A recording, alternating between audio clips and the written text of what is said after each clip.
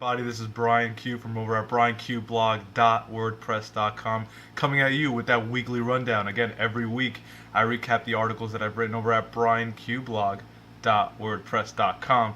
Go ahead and check them out for more details. My opinions are more so shared in this video, but the details of every article, the nuances, the little things, the things that I appreciate are all over there at brianqblog.wordpress.com. So keeping it short and sweet, there's not too much that I really wanted to talk about, as the articles that I've written this week are really just my opinion and things that I felt dear to my heart, such as like my short story that I started, which you can go ahead and sample and criticize if you'd like, but I'm working on a short story and just things that I want to make this blog much more personal.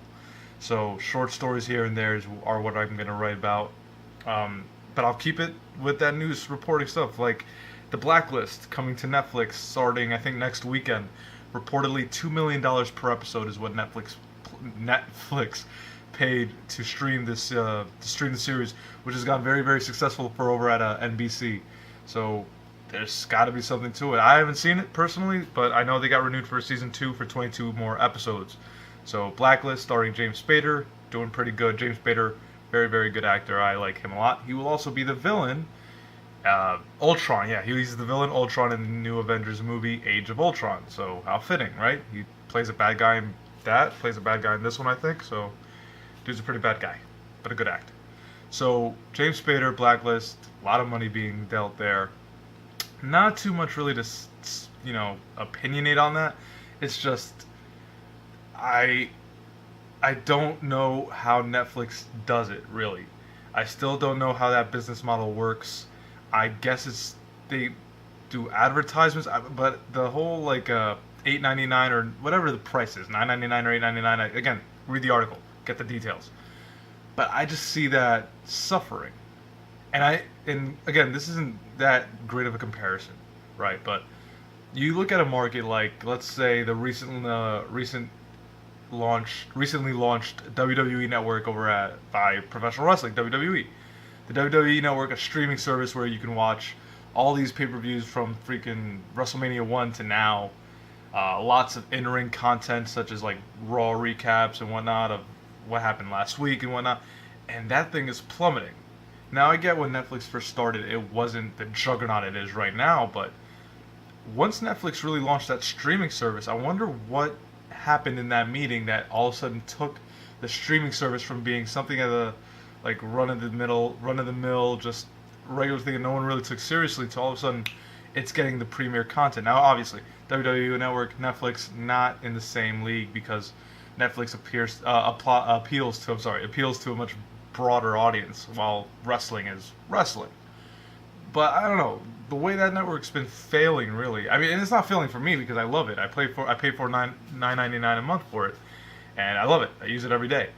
But to see how it's impacting the company so negatively, and how Netflix relies, that is their business, is streaming. I don't know how different these two companies are, or how similar they are in their beliefs, but clearly something is going crazy well for Netflix. Good for them. 2 million again for Blacklist, James Spader led series. Previously, again, read all the details at brianqblog.wordpress.com. Check out the article. The previous record for the most money paid for, I guess, a series to stream was The Walking Dead for 1.35 million an episode, which is blowing my mind. I mean, that's crazy, but hey, if you got the money, go ahead and dish it out. So, moving on to the next article, we got Madden 15 review. I know I always say after every article, read the article at brianqblog.wordpress. I really suggest you read this article. I'm not going to really talk too much about the game here because there's too much to talk about. Just know that this is a better Madden than last year, definitely.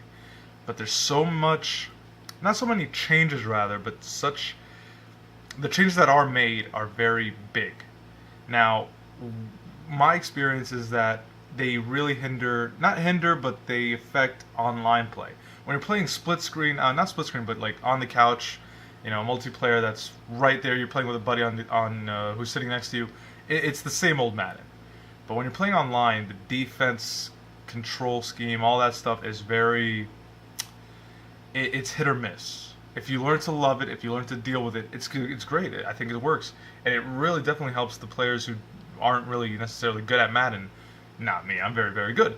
But those who don't know how to really play the defensive side of the ball, it gives them something to do essentially. I don't know how much of an impact it has on the game, and I think it might even detriment, or not detriment, but like it might take away from the enjoyment of the game because you're not doing anything. And by not doing anything, you're also allowing the offense to do something. What I'm saying right now might not make any sense. I promise you. Read the article, brianqblock.wordpress.com, or if you've played the new Madden, let me know what you think about the whole new defensive scheme, rather. Particularly the line issues, the defensive and offensive lineman issues that have been coming up. That being said, I love the game. I've been playing it every day. I have buddies that come around.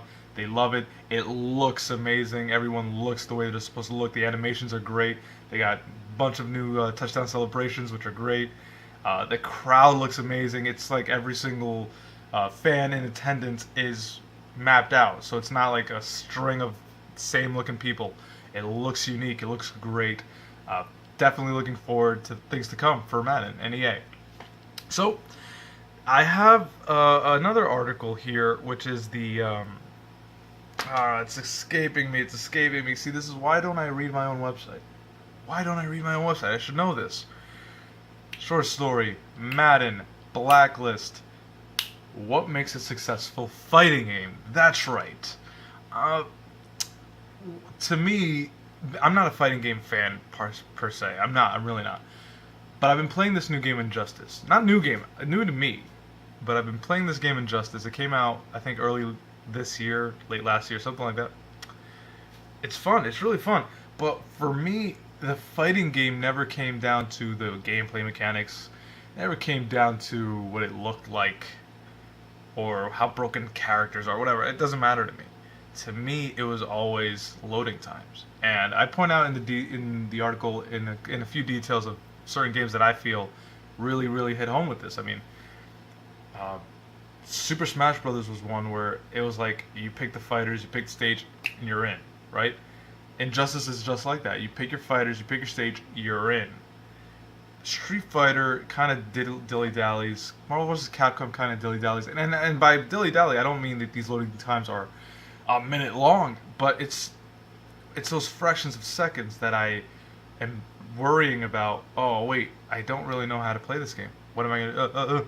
The less time I have to think about the game, the more time I'm going to have fun playing it. That's my argument, that you don't necessarily need to worry about high-res textures, different moves or different button combinations. Just get me into the game as quick as possible. And this is for all video games, but fighting games I think are more... This really hits home. Because the fighting game doesn't last long. A typical fight in a regular fighting game lasts maybe 2 minutes, tops. So you want the player to be having more time in the actual game, the action, than even picking the character. Having 30 playable characters does not appeal to me. I'm not the guy that's worried like, oh, I need my own specific... No. I want to pick a guy, get in there, fight, get my ass kicked, whatever, but I want to play. And I think that that's much more important than gameplay mechanics.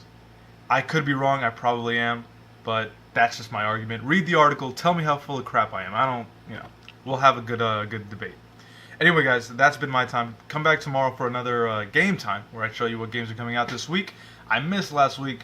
Really nothing happened. It's just Madden came out. So no one's going to be releasing anything around Madden time because they know no one's going to buy it. So Madden came out.